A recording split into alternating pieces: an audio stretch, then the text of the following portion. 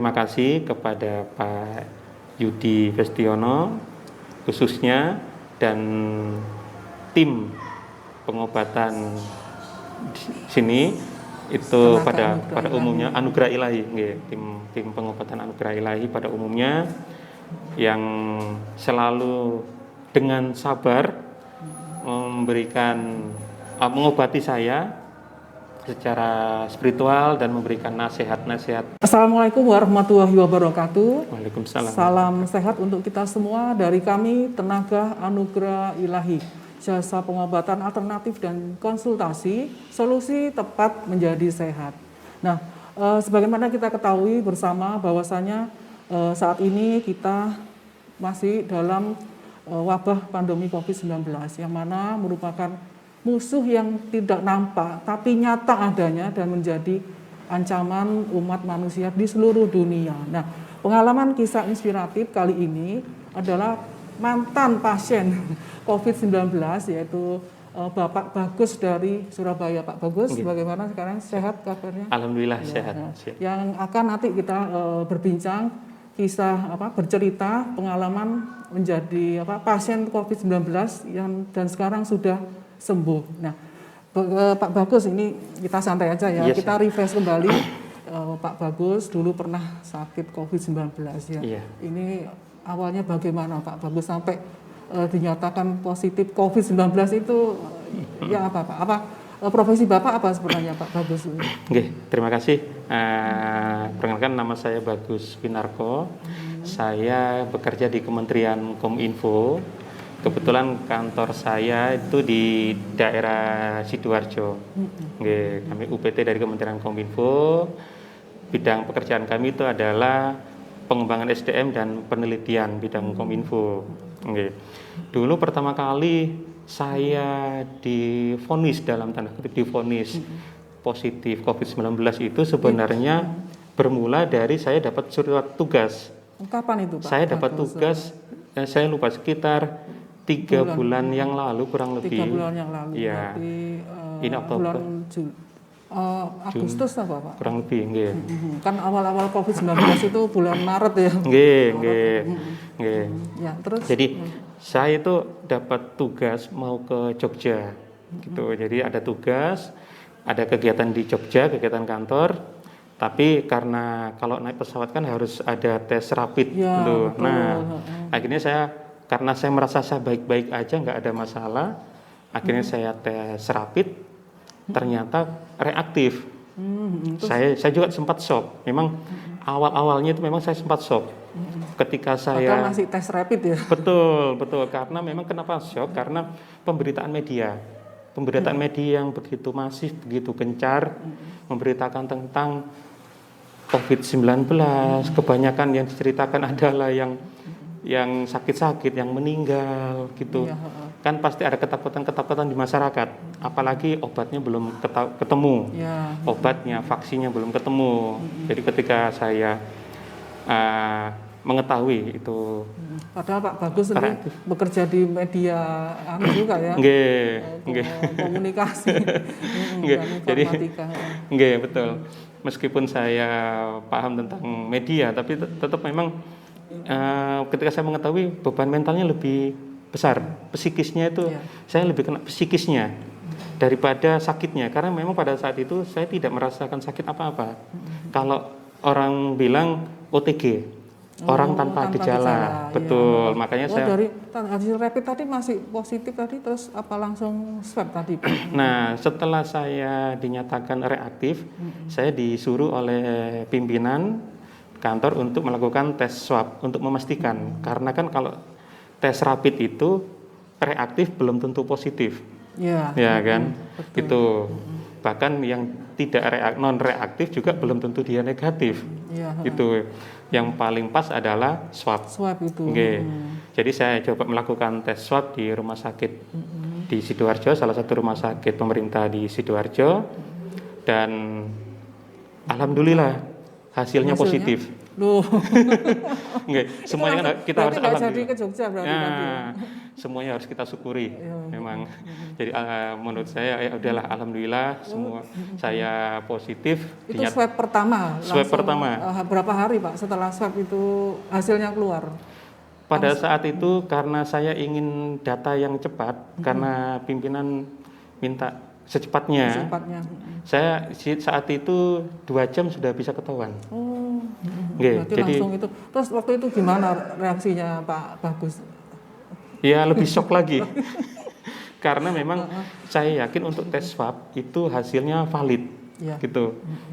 Pasti benar istilahnya kalau tes swab. Jadi ya tetap lebih shock lagi. Iya. Atas respon dari keluarga bagaimana Pak?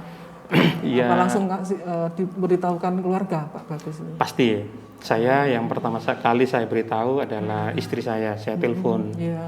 Saya telepon bahwa memang saya positif.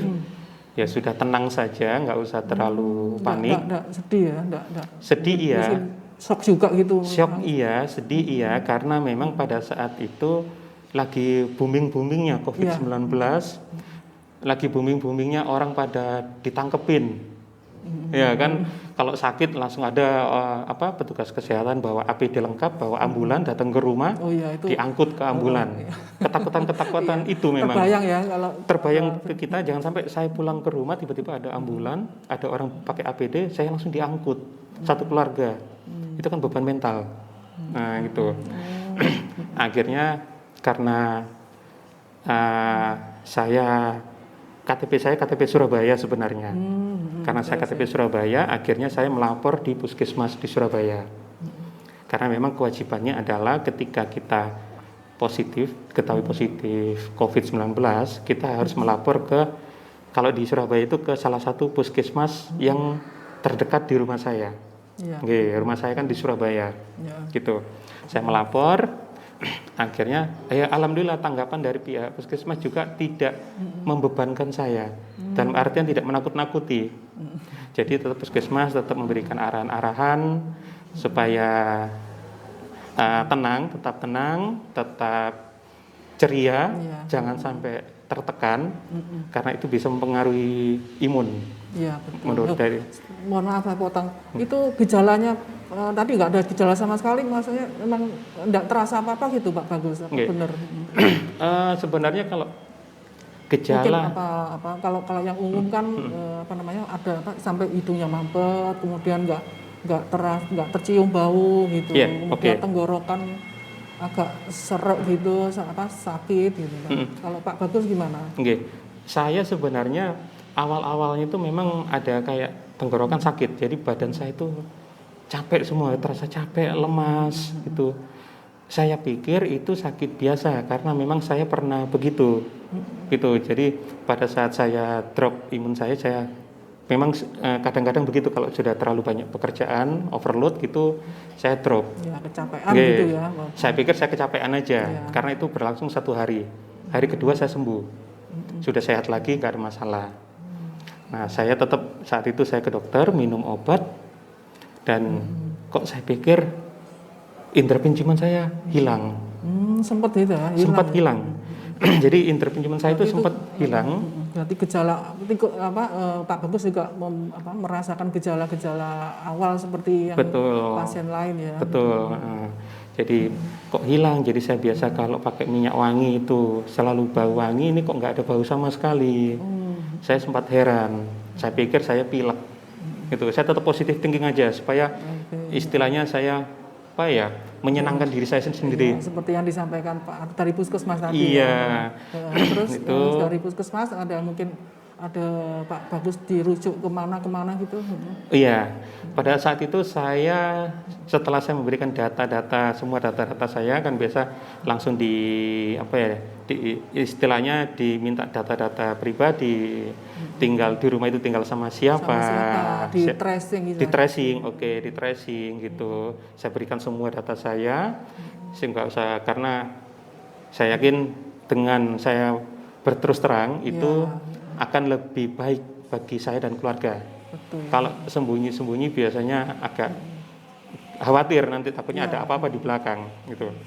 Jadi dari pihak rumah sakit saat itu mengarahkan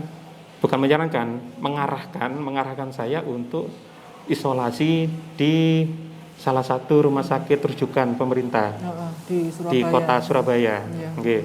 Seperti kita ketahui kan pemerintah kota Surabaya ada beberapa rumah sakit, terus ada yang saya tahu ada asrama haji itu sama beberapa rumah sakit rujukan.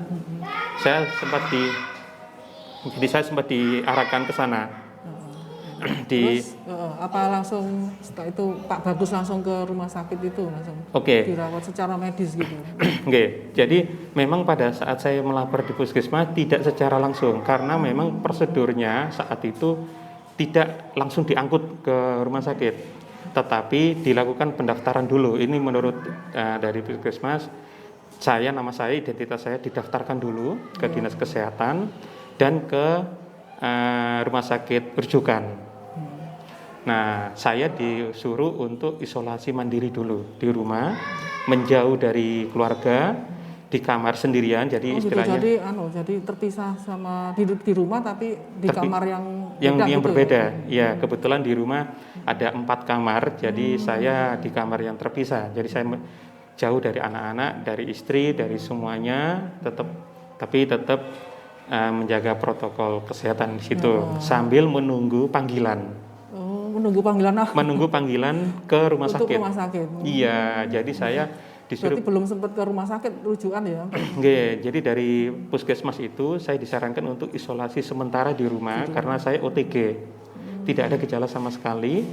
Itu, jadi sambil menunggu panggilan dari rumah sakit, saya disarankan untuk isolasi mandiri di rumah.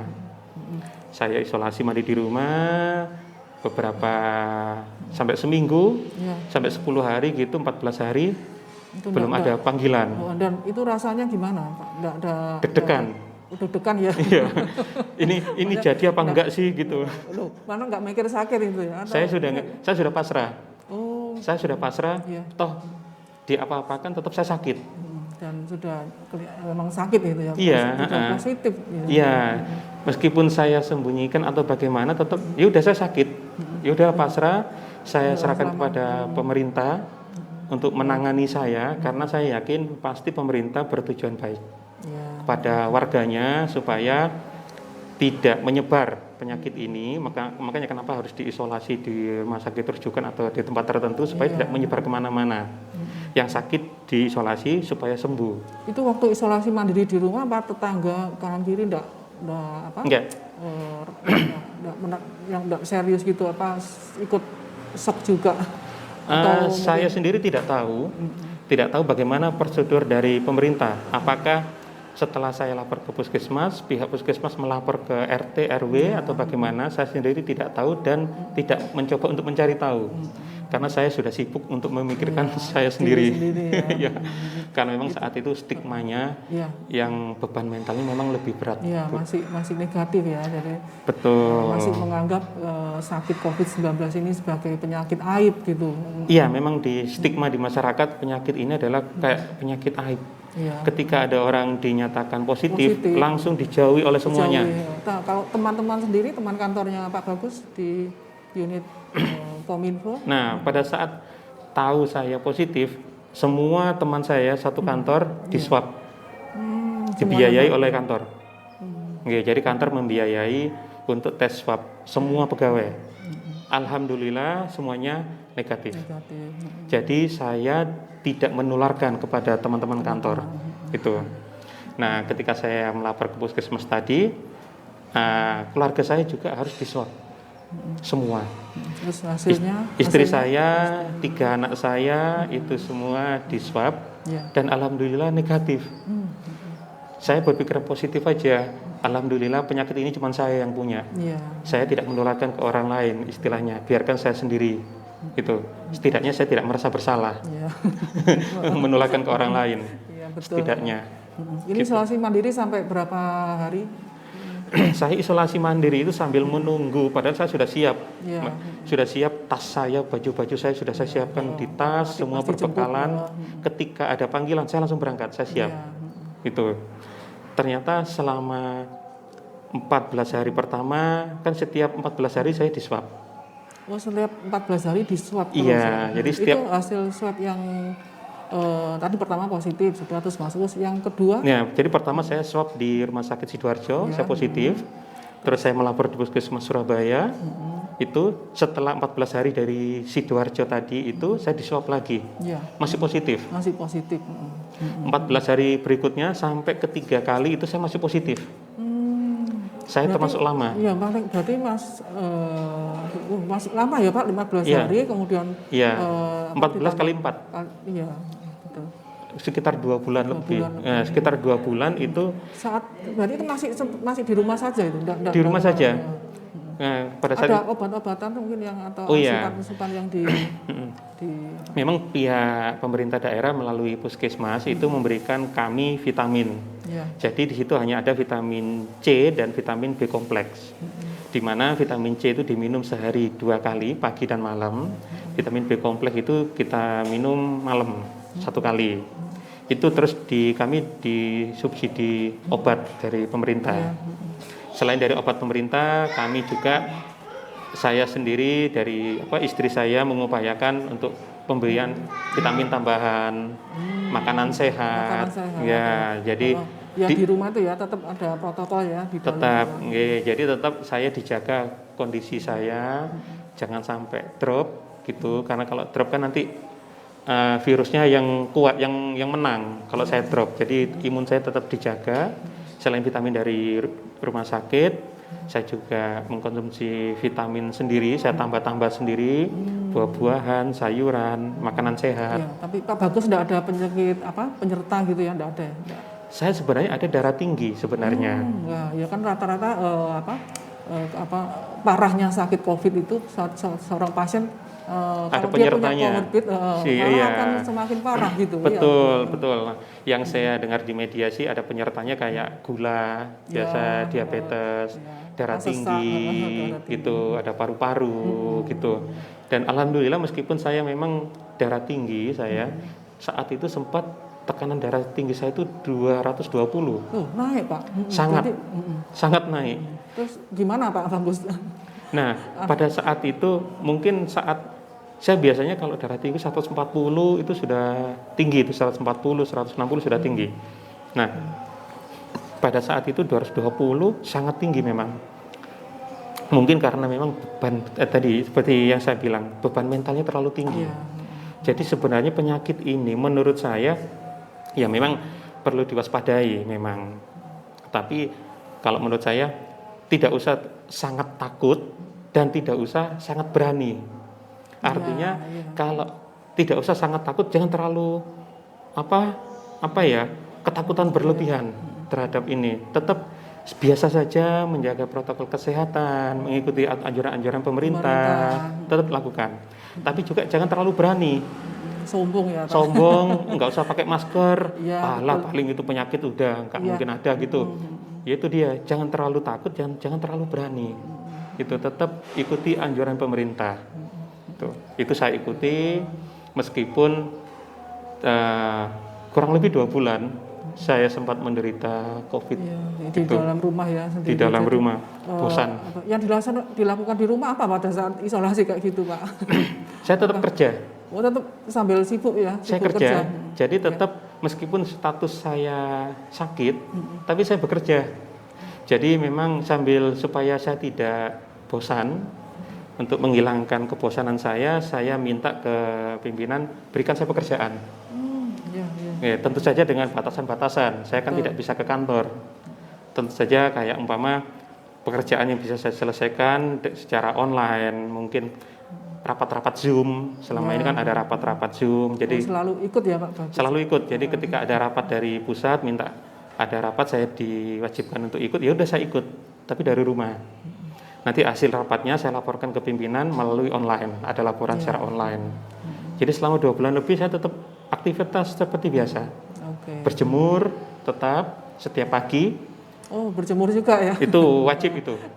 Jadi sekitar jam 8, jam 9 itu saya selalu berjemur setiap pagi minimal 10 menit, 15 menit. Sambil olahraga sedikit-sedikit di halaman rumah. Itu kebetulan alhamdulillah halaman rumah luas, jadi matahari semuanya masuk, gampang masuknya. Gitu, tetap menjaga makanan. Ya. Terus Pak Bagus apa namanya? Selain pengobat, Pak Bagus menjalani isolasi mandiri ini apa kan diobati juga oleh Pak Yudi ya, saya dengar. Oh, Ini iya. gimana ceritanya? Kok bisa Iya, betul. sampai minta bantuan Pak Yudi untuk mengobati COVID-19 juga. Iya, betul. Jadi coba bisa Ibu bayangkan sakit selama 2 bulan nggak ngapa-ngapain, tidak ada solusi karena tidak ada obat kan. Ya. Penyakit ini sampai sekarang belum ada obatnya. Vaksinnya juga baru uji coba. Ya kan baru vaksin juga kan. Ya, obatnya tidak ada. Obatnya belum ada. Nah, terus saya ngapain? Saya nggak bisa mencoba untuk minum obat A, obat B, obat C. Itu kan nggak bisa asal minum obat gitu.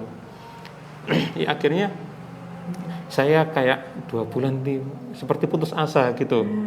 Kok gak sembuh-sembuh? Padahal semuanya sudah saya minum.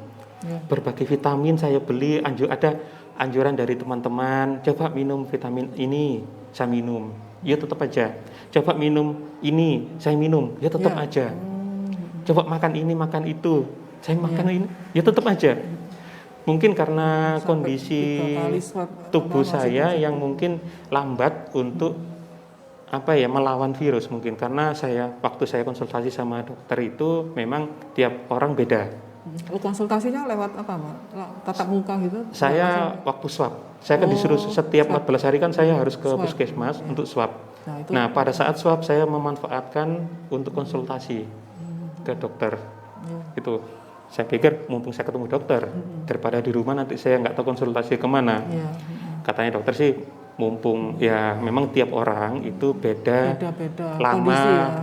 Memprosesnya memang. Nah, kebetulan ke saya lama proses penyembuhannya, kebetulan. Ada orang mungkin cuma seminggu 2 minggu sudah sembuh gitu. Kasus saya memang lama, dan memang ada beberapa orang juga lama juga. Nah, akhirnya saya coba ke pengobatan alternatif secara spiritual ke Pak Yudi Festiono. Saya coba, nggak ada salahnya juga. Saya berobat secara alternatif. Memang kan meskipun tidak secara fisik ketemu, saya kan tidak boleh keluar. Tidak boleh keluar. Jadi Pak Yudi bisa mengobati secara jarak jauh istilahnya. Secara jarak jauh. Pak Bagus mungkin dulunya juga pasien Pak Yudi barangkali. Iya. Saya pasien di sini itu sudah mulai 2010 saya pasiennya Pak Yudi Festiono hingga sekarang. Jadi penyakit apapun yang saya derita yang tidak bisa diselesaikan secara medis, saya kesini. Termasuk COVID-19. Iya betul. Tapi karena kasus ini saya tidak bisa datang secara fisik, saya pengobatannya secara online istilahnya. Pak Bagus lewat apa? Jadi telepon gitu? Iya, jadi lewat telepon diarahkan untuk saya membaca istighfar sambil tutup. Langsung lewat telepon diarahkan oleh Pak Yudi sendiri? Iya betul. Jadi lewat telepon saya suruh tutup mata sambil baca istighfar itu sambil didoakan beberapa saat tuh. Selesai. Nah, saya diarahkan untuk tambahan lagi untuk pengobatan spiritualnya, yaitu setiap malam, setiap sholat tahajud itu perbanyak istighfar. Jadi sebanyak 100 kali setiap malam, setiap hari. Jadi pengobatannya memang secara spiritual. Saya senangnya di sini itu karena memang kalau biasa kan pengobatan ada yang harus siapkan ayam hitam, siapkan kembang ini, siapkan kembang itu. Aduh, ini syirik ini. Kalau yang itu. Kalau yang ini saya kenapa kok dari 2010 sampai sekarang itu tetap bertahan karena memang pengobatannya secara Islami menurut saya. Jadi saya tetap paling masuk di akal ya, masuk logika ya. Menurut saya logika saya masuk. Bawa ayam. Betul. Jadi saya disuruh sholat tahajud setiap malam, istighfar selama 100 kali setiap malam gitu, dan setiap sholat wajib juga perbanyak istighfar itu saya lakukan. selama beberapa hari, kalau nggak salah sekitar 2 minggu gitu. Dan memang hanya lewat telepon ya Pak? Iya, ada kadang dicek lewat WA, kadang iya. WA, kadang telepon gitu. Jadi kadang saya menyerahkan foto saya, kondisinya bagaimana gitu. Ya, jadi setelah pengobatan spiritual itu saya kerjakan beberapa hari. Alhamdulillah setelah saya cek lagi, itu cek yang keberapa Pak? Itu kelima. Jadi yang kelima, jadi setelah keempat 14 hari sampai 3 kali swab, terus yang keempat saya masih positif. Jadi setelah saya coba, tentu saja hal-hal yang lain tetap saya kerjakan, minum vitamin tetap, buah-buahan, sayuran tetap saya lakukan. Ya, betul. Saya tambah dengan pengobatan spiritual dari Pak Yudi, itu saya lakukan. Terus dan ketika saya dicek, alhamdulillah saya sembuh. Langsung dapat surat keterangan sehat dari puskesmas. Karena kan memang itu yang dibutuhkan. Kalau seperti saya itu lembaga pemerintahan butuh surat legalitas. Jadi tidak hanya secara verbal ngomong saya sembuh, buktinya mana. Biasanya begitu kalau di pemerintahan. Jadi supaya saya tetap bisa masuk kerja lagi, beraktivitas seperti biasa, butuh legalitas. Alhamdulillah setelah saya lakukan pengobatan secara spiritual dengan Pak Yudi, itu saya sembuh dan dapat surat keterangan sehat dan bisa bekerja lagi seperti biasa. Nah, ketika saya dapat surat itu, waduh, kayak saya dapat, senang sekali. Akhirnya bebas bisa kemana-mana gitu. Iya. Terus ada kantor responnya gimana Pak? Masih setelah Pak Bagus sembuh, masih mungkin ada yang menjauhi barangkali atau responnya bagaimana? Itu sudah pasti, ya itu sudah pasti. Ada beberapa sudah sembuh kan gitu loh Pak. Meskipun saya sudah dinyatakan sembuh oleh pemerintah, itu kan suratnya dari pemerintah langsung. Itu memang ada beberapa kalangan masyarakat yang masih takut dengan alumni. Kalau bisa saya katakan saya ini alumni penderita COVID-19. Jadi masih ada beberapa yang takut dengan alumni COVID, takutnya nanti kena lagi gitu. Padahal menurut saya kalau sudah sembuh, ya sudah, artinya imunnya sudah kuat. Betul. Ketika umpama ada virus lagi masuk, menurut saya ini karena imunnya di dalam sudah kuat, akhirnya virusnya nggak akan bisa lagi. Iya. Mestinya darahnya Pak Bagus berharga ini, bisa diambil kan? Plasma, donor darah ya. Plasma konvalesan itu jadi untuk bisa menyembuhkan pasien-pasien yang lain kan. Soalnya Pak Bagus survivor selama 2 bulan. Selama 2 bulan lebih sampai 5 kali swab positif terus, jadi tapi luar biasa perjuangannya Pak Bagus ya.